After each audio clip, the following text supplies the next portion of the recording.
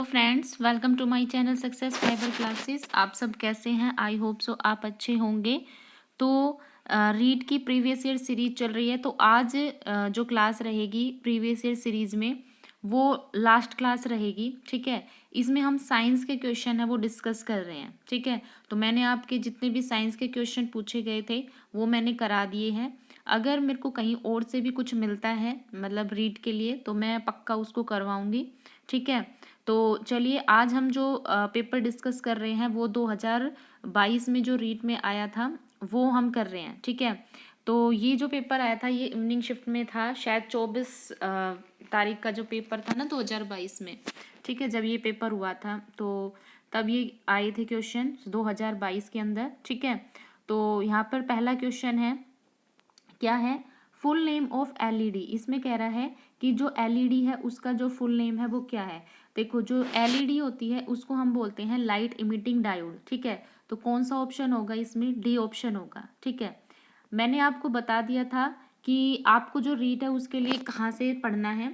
तो बेटा आपको ना 6, 7, 8 तो इसमें से पढ़ना ही पढ़ना है, क्योंकि जो राजस्थान का जो एलिजिबिलिटी पेपर होता है ना उसमें 6, 7, 8 पे बहुत ज़्यादा फोकस किया जाता है। तो उसकी तो आप बिल्कुल बुक की लाइन टू लाइन है वो पढ़ दीजिए। ठीक है, कुछ बच्चे हैं जैसे आरबीएससी की बुक में बनता है आरबीएससी की, तो अब मान लो कोई अदर स्टेट का बच्चा है जो मतलब रीट की तैयारी कर रहा है तो उनके पास आरबीएससी की बुक तो नहीं है, लेकिन हाँ कहीं ना कहीं मतलब आप अगर अपनी एनसीईआरटी को भी ढंग से पढ़ लेते हो ना तो बिल्कुल आप इजीली क्रैक कर लोगे, क्योंकि मैंने तो दे ही रखा है तो मुझे तो पता है ना। तो बिल्कुल मतलब पेपर बिल्कुल सिंपल सा आता है, और आपका जो ये लेवल रहता है ना इसमें ये 10 तक का रहता है। हाँ, बायो का लेवल 12 तक जाता है, और आपने अब तक जो पेपर है वो कर लिए हैं तो आपने देखा है कि जो मैं आपको पढ़ा रही हूँ एचटेट के लिए क्वेश्चन हूबहू उनसे मतलब उस नोट से उठ कर आ रहे हैं। तो आप देख सकते हो कि मेरी जो वीडियो मैंने जितनी भी अब तक वीडियो आपके लिए प्रोवाइड कराई है, फिजिक्स की है, केमिस्ट्री की, बायोलॉजी की, वो बहुत ज़्यादा बेनिफिशियल है ना। तो इससे अब आज भी आपको पता चल जाएगा कि कितनी बेनिफिशियल वीडियो। ठीक है, तो 121 का जो आंसर होगा वो क्या होगा? लाइट इमिटिंग डायोड यानी डी। उसके बाद नेक्स्ट क्वेश्चन है कि जो इलेक्ट्रिक सेल है ये कन्वर्ट करती है। देखो, जो इलेक्ट्रिक सेल होती है ये क्या करती है, ये जो केमिकल एनर्जी होती है उसको किस में कन्वर्ट करती है? इलेक्ट्रिक एनर्जी के अंदर कन्वर्ट करती है। ठीक है, इलेक्ट्रिक सेल में क्या होता है, उसमें सॉल्यूशंस होते हैं, है ना। तो उसमें क्या होता है, केमिकल एनर्जी जो होती है वो इलेक्ट्रिक एनर्जी में कन्वर्ट होती है। ठीक है, तो इसका आंसर क्या होगा? 122 का सी आंसर होगा। उसके बाद नेक्स्ट क्वेश्चन है 123। ये किस चैप्टर से पूछा गया है? जो सोलर सिस्टम वाला चैप्टर उससे पूछा गया है। इसमें बोला है कि जो प्लैनेट्स हैं उनका ऑर्डर बताना है सन से डिस्टेंस के अकॉर्डिंग, है ना। तो हमने पढ़े हैं कि जो सोलर सिस्टम है उसमें हमने पढ़े हैं कि सन जो होता है उसके 8 प्लैनेट होते हैं, और हमने उसको सीक्वेंस में पढ़ रखा है। पहले हमारा कौन सा आता है? बुध आता है, फिर शुक्र आता है, फिर पृथ्वी आता है, मंगल आता है, बृहस्पति आता है, शनि आता है, फिर यूरेनस आता है, फिर कौन आता है? नेपच्यून आता है। ठीक है, तो इस तरह से टोटल 8 आते हैं। तो ये कह रहा है कि सन से डिस्टेंस के अकॉर्डिंग बताना है। तो भाई आपको पता है सबसे पहले कौन सा आता है? हमारा मरकरी आता है। उसके बाद कौन सा आता है? वेनस आता है जिसको हम शुक्र बोलते हैं। फिर कौन आता है? पृथ्वी आती है, और फिर कौन आता है? मंगल आते हैं। ये जो चारों प्लैनेट होते हैं ये टेरेस्ट्रियल प्लैनेट होते हैं, और जो पीछे वाले होते हैं वो हमारे कैसे होते हैं? वो गैसियस प्लैनेट होते हैं। तो इसका आंसर कौन सा होगा? इसका आंसर होगा सी। ठीक है, उसके बाद नेक्स्ट है, ये कह रहा है कि which of the following is not a criteria of good test. मतलब कोई भी अच्छे परीक्षण की यहाँ पर आपको बताना है कि कौन सा ये क्राइटेरिया नहीं हो सकता। देखो, कोई भी एक टेस्ट जब लिया जाता है, किसी भी बच्चे का टेस्ट किया जाता है, उसका परीक्षण किया जाता है, तो वो टेस्ट कैसा होना चाहिए भाई? तो एक तो ऐसा होना चाहिए कि हम उस पर ट्रस्ट कर सके, रिलायबल होना चाहिए। दूसरा क्या है कि वो वैलिड होना चाहिए। तीसरा क्या है कि ऑब्जेक्टिविटी उसके अंदर होनी चाहिए, नहीं वस्तुनिष्ठता उसके अंदर होनी चाहिए। सब्जेक्टिविटी उसके अंदर नहीं होनी चाहिए। तो इसका आंसर क्या होगा? डी। डी इसका क्या होगा? आंसर। उसके बाद नेक्स्ट क्वेश्चन है, the process use in separation of rice from paddy stocks. मतलब जो सूखी डंडियाँ होती है ना, चावल की जो सूखी डंडियाँ होती है उससे जो हम चावल को अलग करते हैं तो वो प्रोसेस कौन सा होता है? तो भाई वो प्रोसेस होता है थ्रेसिंग। ठीक है, ये जो चैप्टर आता है किस में आता है? ये हमारा आई थिंक 8th क्लास की बुक में है ना। तो इसमें कौन सा आएगा? बी आंसर इसका राइट होगा। उसके बाद नेक्स्ट क्वेश्चन है, ये कह रहा है कि one of the steps use in the formation of common salt from sea water. Sea water से जब हम कॉमन सोल्ट की फॉर्मेशन करते हैं तो उसका उसके जो प्रोसेस होता है उसमें एक स्टेप कौन सा होता है। तो भाई जब मैंने आपको क्लास 10th में मैंने जब एसिड बेस्ड सॉल्ट पढ़ाया था तो उसमें सॉल्ट पढ़ाया था, कॉमन सॉल्ट। तो उसमें बताया था कि हम एक लार्ज स्केल पर हम इस विधि से कॉमन सॉल्ट नहीं बना सकते कि हम बेस की रिएक्शन एसिड के साथ कराएं और हमें कॉमन सॉल्ट मिले, ठीक है। क्योंकि ये क्या है, एक लार्ज स्केल पर, क्योंकि भाई पूरा संसार बहुत बड़ा है, तो एक वर्ल्ड स्केल पर हम इस तरह से नहीं बना सकते। तब उसकी कॉमन सॉल्ट की प्रिपरेशन के लिए हम और मेथड यूज करते हैं, है ना। तो उसमें पहला जो मेथड होता है वो होता है बाई सी, मतलब सी में जो इवेपोरेशन होता है, तो इवेपोरेशन फ्रॉम सी वाटर। उसमें क्या होता है कि धीरे धीरे, अब हमें पता है कि समुद्र के पानी में क्या होता है, नमक पाया जाता है ना। सोडियम क्लोराइड तो होता है, उसके अलावा मैग्नीशियम क्लोराइड भी होते हैं, कैल्शियम क्लोराइड भी होते हैं, है ना। तो धीरे धीरे क्या होता है, वो पानी सन की हीट से इवेपोरेट होता रहता है और जो सॉल्ट होता है वो नीचे बसता रहता है ना। तो इसका मतलब क्या है, उसमें पहला, उसमें एक स्टेप कौन सा है, वेपराइजेशन। तो इसका आंसर कौन सा होगा, 126 का सी। अब यहाँ पे कॉमन सॉल्ट की बात हुई है तो बहुत से बच्चों को कॉमन सॉल्ट का मतलब ही नहीं पता। तो भाई जो सोडियम क्लोराइड है इसको हम कॉमन सॉल्ट भी बोलते हैं, इसको रॉक सॉल्ट भी बोलते हैं क्योंकि अंडरग्राउंड डिपॉजिट से मिलता है, ठीक है। और इसको टेबल सॉल्ट भी हम बोलते हैं, ठीक है। उसके बाद नेक्स्ट क्वेश्चन है, ये कह रहा है 127, ये कह रहा है कि the chemical substance is calamine solution that is applied on the skin to neutralize the effect of ant bite. मतलब ये कह रहा है कि जब कोई चींटी काटती है ना, तो चींटी काटती है तो हमें पता है कि चींटी की डंक में कौन सा एसिड होता है, फॉर्मिक एसिड होता है। तो वो फॉर्मिक एसिड इंजेक्ट करती है जिससे क्या होता है, हमें पेन होती है, इरिटेशन होती है। अब उस पेन और इरिटेशन को हमें शांत करना है तो हम स्किन पर कुछ अप्लाई करते हैं। तो इसने कहा है, अब हमने 10th की बुक में तो क्या पढ़ा है कि हम बेकिंग सोडा अप्लाई करते हैं, है ना। बट इसने हमसे क्या हिंट दिया कि कैलेमाइन सॉल्यूशन। तो जब मैंने आपको मेटालर्जी टॉपिक पढ़ाया था तो मैंने बताया था कि जो कैलामाइन होता है, कैलामाइन जो होता है ये किसका और होता है, ये जिंक का कार्बोनेट और होता है, तो जिंक कार्बोनेट, ठीक है। और ये नेचर में कैसा होता है, बेसिक होता है। तो इसका आंसर कैसा होगा, बी आंसर होगा इसका। उसके बाद नेक्स्ट क्वेश्चन है, ये कह रहा है कि oxide responsible for acid rain, acid rain के लिए कौन सी ऑक्साइड रिस्पॉन्सिबल होती है। तो भाई हमने पढ़ा है जो एसिड रेन होती है उसमें SO2 NO2 यानी नाइट्रोजन की ऑक्साइड और सल्फर की ऑक्साइड है वो रिस्पॉन्सिबल होती है। तो इसका आंसर क्या होगा, सी SO2। उसके बाद फिर नेक्स्ट क्वेश्चन कह रहा है pair of thermosetting plastic, thermosetting plastic है उसका पेयर बताना है। तो सबसे पहले आपको ये पता होना चाहिए कि थर्मोसेटिंग प्लास्टिक होता क्या है। भाई देखो, जो प्लास्टिक होते हैं वो दो टाइप के होते हैं, एक तो होता है थर्मोप्लास्टिक और एक होता है थर्मोसेटिंग प्लास्टिक। जो थर्मोसेटिंग प्लास्टिक होता है, जैसे नाम से ही पता चल रहा है कि थर्मोसेटिंग, मतलब हमने उसको हीट दी और हीट देने के बाद वो क्या हो गया, बिल्कुल सेट हो गया, है ना। मतलब अब उसमें कुछ भी चेंज नहीं हो सकता, तो वो होता है थर्मोसेटिंग प्लास्टिक, है ना। तो इसमें क्या होता है, इसका जो आंसर होगा वो होता है बेकेलाइट और मेलामीन। जो बेकेलाइट होता है और जो मेलामीन होते हैं ये दोनों हमारे कैसे होते हैं, कि थर्मोसेटिंग प्लास्टिक होते हैं, ठीक है।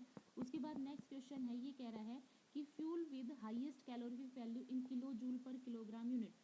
तो भाई देखो, क्लास 8th में जब हम चैप्टर पढ़ते हैं, ये कोल पेट्रोलियम वाला चैप्टर हम पढ़ते हैं, तो उसमें एक टेबल बनाई है तो उसमें साफ साफ लिखा हुआ है कि जो हाइड्रोजन होता है इसकी जो कैलोरीफिक वैल्यू होती है वो सबसे ज़्यादा होती है, आई थिंक 1 लाख के आसपास होती है ना। तो इसका आंसर क्या होगा, इसका आंसर होगा डी।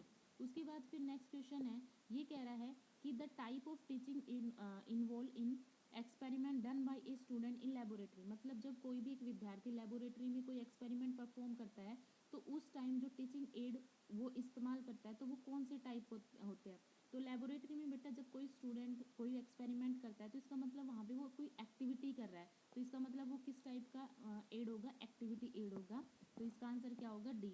उसके बाद नेक्स्ट क्वेश्चन है, ये कह रहा है कि in which group the unicellular eukaryotic organism are include. मतलब आपको बताना है कि इसमें यूकैरियोटिक है वो और यूनिसेलुलर है, तो भाई वो कौन सा ग्रुप आता है हमारा, प्रोटिस्टा। जो प्रोटिस्टा होता है वो यूनिसेलुलर और यूकैरियोटिक ऑर्गेनिज्म होता है। उसके बाद नेक्स्ट क्वेश्चन है, ये कह रहा है कि आफ्टर फर्टिलाइजेशन, जब फर्टिलाइजेशन होता है तो कोई भी एक मैच्योर और जो ओवरी जो डेवलप होती है तो उसको क्या बोला जाता है। तो भाई हमें पता है फ्रूट, क्योंकि जब फर्टिलाइजेशन होता है फ्लावर के अंदर तो उसमें क्या होता है, जो ओवरी होती है वो मैच्योर होती है, डेवलप होती है, तो उसमें क्या बनता है, वो फ्रूट ही तो बनता है, ठीक है। तो इसका आंसर क्या होगा, सी इसका आंसर होगा। उसके बाद नेक्स्ट क्वेश्चन कह रहा है कि which one is not necessary for photosynthesis. Photosynthesis process के लिए देखो क्या क्या रिस्पॉन्सिबल होता है, CO2 रिस्पॉन्सिबल होती है जो पौधे कहाँ से लेते हैं, एटमॉस्फेयर से, ठीक है। और क्या रिस्पॉन्सिबल होता है, क्लोरोफिल, क्योंकि क्लोरोफिल क्या करते हैं, जो सन की लाइट होती है उसको क्या करते हैं, कैप्चर करने का काम करते हैं, है ना। और कौन सी रिस्पॉन्सिबल होती है, सनलाइट, क्योंकि सन की लाइट के बिना तो जो पौधे हैं वो फोटोसिंथेसिस प्रोसेस नहीं कर सकते। तो इसका मतलब बचा ए की ऑप्शन कौन सा, डी, यानी ऑक्सीजन है वो फोटोसिंथेसिस के लिए रिस्पॉन्सिबल नहीं होती, ऑक्सीजन तो फोटोसिंथेसिस प्रोसेस के थ्रू मिलती है। उसके बाद नेक्स्ट है during the respiration in plant in breakdown of glucose to pyruvic acid, मतलब जब भी प्लांट्स में रेस्पिरेशन होता है तो उसके दौरान क्या होता है कि ग्लूकोज है वो पायरिक एसिड के अंदर ब्रेक होता है। तो इसको कौन सा प्रोसेस बोलता है, तो इसको भाई बोला जाता है ग्लाइकोलाइसिस। ग्लाइकोलाइसिस में क्या होता है कि जो ग्लूकोज होता है वो पायरिक एसिड में टूटता है ना। क्रैब साइकिल तो कहाँ से शुरू होता है, वो तो पायरिक एसिड से शुरू होता है, ठीक है। तो इसका आंसर क्या होगा, सी इसका आंसर होगा। उसके बाद नेक्स्ट क्वेश्चन है who first describe Golgi apparatus, जो गोल्गी एपरेटस है उसको किसने डिस्क्राइब किया था, तो भाई इसका जो आंसर होगा वो होगा सी, कैमिलियो जो गोल्गी थे उन्होंने इसको डिस्क्राइब किया था। उसके बाद नेक्स्ट क्वेश्चन है, ये कह रहा है कि वूपिंग कफ है ना, वूपिंग कफ के लिए कौन सा, मतलब वूपिंग कफ एक डिजीज होती है ह्यूमन के अंदर, ठीक है, जिसको बोलते हैं काली खांसी। तो ये कह रहे हैं कि इसके लिए कौन सा बैक्टीरिया रिस्पॉन्सिबल होता है, तो भाई इसके लिए जो बोर्डीटेला पर्ट्यूसिस जो बैक्टीरिया होता है वो रिस्पॉन्सिबल होता है काली खांसी के लिए, तो इसका आंसर होगा ए।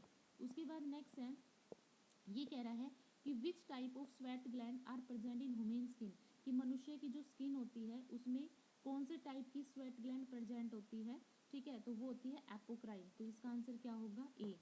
उसके बाद नेक्स्ट क्वेश्चन है, ये कह रहा है कि disease cause by deficiency of vitamin D, मतलब विटामिन डी का केमिकल नेम है कैल्सीफ्रोल, ठीक है। तो ये कह रहा है कि जो विटामिन डी है इसकी डेफिशिएंसी से, इसकी कमी से कौन सी डिजीज होती है, तो भाई विटामिन डी की कमी से क्या होता है, रिकेट्स रोग होता है, नाइट ब्लाइंडनेस होता है विटामिन ए की कमी से, विटामिन सी की कमी से कौन सा होता है, सकरवी, और विटामिन बी की कमी से कौन सा होता है, बेरी बेरी। उसके बाद नेक्स्ट क्वेश्चन है in which animal asexual reproduction occur by budding, budding process के थ्रू एसेक्सुअल रिप्रोडक्शन होता है, तो कौन से एनिमल में होता है, तो भाई हमने पढ़ा है कि एसेक्सुअल रिप्रोडक्शन में क्या होता है कि एक सिंगल पेरेंट इन्वॉल्व होता है ना। तो इसमें क्या होता है कि जो डॉटर सेल बनती है उसके सारे फीचर्स उसके पेरेंट्स से बिल्कुल हूबहू सिमिलर होते हैं, है ना। और एसेक्सुअल रिप्रोडक्शन के फिर मेथड्स होते हैं, जैसे फ्रेगमेंटेशन होता है, बडिंग होता है, ठीक है, रीजनरेशन होता है ना, वेजिटेटिव प्रोपोगेशन होता है। तो ये कह रहा है कि जो बडिंग प्रोसेस होता है वो किस में होता है, तो भाई ये होता है हाइड्रिया के अंदर, ठीक है, किसके अंदर होता है, हाइड्रा के अंदर, तो इसका आंसर कौन सा होगा, बी। उसके बाद फिर नेक्स्ट क्वेश्चन है, ये कह रहा है which hormone control maturation of egg in ovary, ovary के अंदर जो एग का जो मैचुरेशन होता है उसको कौन सा हार्मोन कंट्रोल करता है, तो भाई एग से रिलेटेड होता है फोलिकुलर, तो इसका नाम क्या हो जाएगा, एफएसएच, तो इसका आंसर क्या होगा, ए। उसके बाद नेक्स्ट क्वेश्चन है, ये कह रहा है कि example of sexually transmitted disease, तो ये कह रहा है कि सेक्सुअली जो ट्रांसमिटेड डिजीज है उसका एग्जाम्पल आपको बताना है। तो भाई जो टीबी है ये सेक्सुअली ट्रांसमिटेड डिजीज नहीं है, कैंसर भी नहीं है, निमोनिया भी नहीं है, कौन सी होगी, जो गोनोरिया होती है ये एक सेक्सुअली ट्रांसमिटेड डिजीज होती है, ठीक है, तो इसका आंसर क्या होगा, सी। उसके बाद फिर नेक्स्ट क्वेश्चन है the example of kharif crop, kharif crop का एग्जाम्पल कौन सा है, तो भाई जो ग्राम होता है, पी होती है, लाइन सीड होती है, ये तीनों ही हमारी रबी की क्रॉप्स होती हैं। जो मक्का होता है ये कैसी होती है, ये खरीफ की क्रॉप होती है, ठीक है। उसके बाद 144 क्वेश्चन, ये कह रहा है कि which of the following is the oldest teaching method, इसमें सबसे जो पुराना टीचिंग मेथड है वो कौन सा है, तो भाई जो एनिक्डोट मेथड होता है, कहानी विधि जिसको हम बोलते हैं, ये सबसे ओल्डेस्ट टीचिंग मेथड है। उसके बाद आता है 145, ये कह रहा है कि meaning of comprehensive evaluation in continuous and comprehensive evaluation, मतलब हमने पढ़ा है कंटिन्यूस एंड कॉम्प्रीहेंसिव इवैल्यूएशन, तो कह रहा है कि इस कॉम्प्रीहेंसिव इवैल्यूएशन का मतलब क्या है, भाई इसका मतलब है कि इसमें चाहे एजुकेशनल हो चाहे को एजुकेशनल हो, सारी ही फील्ड की एक्टिविटी इन्वॉल्व होगी, तो उन सभी का, चाहे वो उसके एजुकेशन में करना हो बच्चे का इवैल्यूएशन, चाहे उसके को एजुकेशन फील्ड में करना हो, दोनों ही इसमें इन्वॉल्व होगा, तो 145 का क्या होगा, सी। उसके बाद फिर नेक्स्ट क्वेश्चन है, ये कह रहा है कि which teaching aid are not include in visual equipment, मतलब इसमें कौन सा हमारा विजुअल उपकरण में शामिल नहीं है, विजुअल मतलब जिसमें हम देखते हैं दृश्य, तो भाई हमें पता है कि प्रोजेक्टर है, इसमें तो हम क्या है, ये तो हमारा विजुअल है, फिल्म स्ट्रिप भी क्या है, विजुअल है, पोस्टर है, ये भी क्या है, विजुअल है, जो ग्रामोफोन है ये हमारा क्या है, विजुअल नहीं है, ये कैसा है, इसमें हम सुनते हैं, ठीक है। उसके बाद नेक्स्ट क्वेश्चन है, ये क्या कह रहा है 147, ये है फोर्स से, ठीक है, ये क्या कह रहा है कि एक फोर्स है एफ, फोर्स को डबल कर दिया जाए और एरिया को हाफ कर दिया जाए तो रिजल्टेंट प्रेशर है वो इनिशियल प्रेशर का कितना होगा, कितना गुना होगा। देखो इसने क्या बोल रखा है, हमें पता है कि जो प्रेशर होता है ये हमारा क्या होता है, फोर्स अपॉन एरिया। भाई यही तो कहते हैं, फोर्स पर यूनिट एरिया क्या होता है हमारा, प्रेशर। अब ये कह रहा है कि फोर्स को तो हमने डबल कर दिया, देखो फोर्स को तो हमने क्या कर दिया, डबल कर दिया, तो ये तो हो गया 2F। और कह रहा है एरिया को हमने हाफ कर दिया, तो एरिया को हमने हाफ कर दिया। तो जब हम इसको सोल्व करेंगे तो क्या हो जाएगा, 2F अपॉन ए, और ये जो 2 है ऊपर चला जाएगा, तो इसका मतलब ये क्या हो जाएगा, 4F अपॉन ए। और हमें पता है F अपॉन ए क्या होता है, क्या होता है, P, यानी ये क्या हो जाएगा 4P। यानी जो हमारा रिजल्टेंट प्रेशर होगा वो इनिशियल प्रेशर का कितना गुना हो रहा है, 4 गुना। तो इसका आंसर क्या होगा, 4 टाइम, डी इसका आंसर होगा। ठीक है, इसका आंसर क्या होगा, डी। उसके बाद नेक्स्ट क्वेश्चन है, ये कह रहा है एक वुडन स्पून है, एक लकड़ी की चम्मच है, उसको हमने आइसक्रीम के कप के अंदर डिप कर दिया। तो कह रहे हैं कि इसका जो दूसरा एंड है वो कैसा होगा। तो भाई इसका दूसरा एंड है वो ठंडा नहीं होगा, क्योंकि वुडन स्पून है तो ये हीट की क्या होती है, बैड कंडक्टर होती है। ठीक है, तो इसमें क्या होगा, वो ठंडा नहीं होगा, कुछ भी नहीं होगा उसमें। फिर आता है image form by a plane mirror. Plane mirror जो होता है, प्लेन मिरर मतलब जैसे जो हमारी इसमें ड्रेसिंग वगैरह में होते हैं जो देखने वाले मिरर, तो कह रहे हैं कि प्लेन मिरर में कौन सी इमेज फॉर्म होती है। तो जो प्लेन मिरर होता है ये हमेशा वर्चुअल इमेज फॉर्म करता है। वर्चुअल होता है तो इसके साथ कैसी होती है, इरेक्ट होती है। और इसमें क्या होता है, जो इमेज का साइज होता है वो ऑब्जेक्ट की साइज के क्या होता है, बराबर होता है। तो इसका आंसर कौन सा होगा, बी, सॉरी इसका आंसर क्या होगा, वर्चुअल होगा। ठीक है, बिहाइंड द मिरर, भाई मिरर के तो पीछे बनता है, लेकिन इसमें क्या होता है, जो साइज होता है इमेज का वो ऑब्जेक्ट के सिमिलर होता है। तो इसका आंसर क्या होगा, बी। ठीक है, 149 का आंसर होगा बी। उसके बाद लास्ट क्वेश्चन है 150। ये कह रहा है कि जो ऑडियोबिलिटी किसी भी हेल्दी वुमेन के लिए है ना, जो स्वर्ण सीमा होती है, जो ऑडिबल लिमिट होती है वो कितनी होती है। तो भाई हमने पढ़ा है क्या, कि कोई भी एक हेल्दी वुमेन है उसके लिए जो ऑडिबल लिमिट होती है वो 20 हर्ट्ज से 20 किलो हर्ट्ज होती है ना। अब हमें पता है कि 1 किलो हर्ट्ज में कितने हर्ट्ज होते हैं, 1000 हर्ट्ज। तो इसका मतलब क्या हो गया, ये क्या हो गया, 20,000 हर्ट्ज। तो 20 हर्ट्ज से लेकर 20,000 हर्ट्ज तक क्या होती है, ये हमारी ऑडिबल लिमिट होती है। तो इसमें देख लो कौन सा आंसर होगा, तो इसमें आंसर होगा सी। ठीक है, तो इसका आंसर होगा क्या, सी। तो आई होप आपको ये क्वेश्चन अच्छे से समझ आ गए होंगे। ठीक है, अगर वीडियो अच्छी लगी है ना, अगर आप लोगों को मेरी मेहनत पसंद आ रही है, मेरी कंटेंट पसंद आ रहा है, तो मेरे चैनल को ज़्यादा से ज़्यादा लाइक कीजिए, शेयर कीजिए। कल से हम वापस एचटेट की प्रिपरेशन है वो शुरू कर देंगे। ठीक है, तो मेरा जो कंटेंट है वो बहुत ही ज़्यादा बेनिफिशियल है आप लोगों के लिए। तो जो भी व्यूअर हैं जो मेरे से नए जुड़ रहे हैं, है ना, तो आप बिल्कुल ट्रस्टेड होके उस कंटेंट को पढ़ सकते हैं। ठीक है, बहुत ज़्यादा बेनिफिशियल आपके रहेगा। आई होप वीडियो अच्छी लगी है तो चैनल को ज़्यादा से ज़्यादा लाइक शेयर सब्सक्राइब कीजिए। Thank you very much.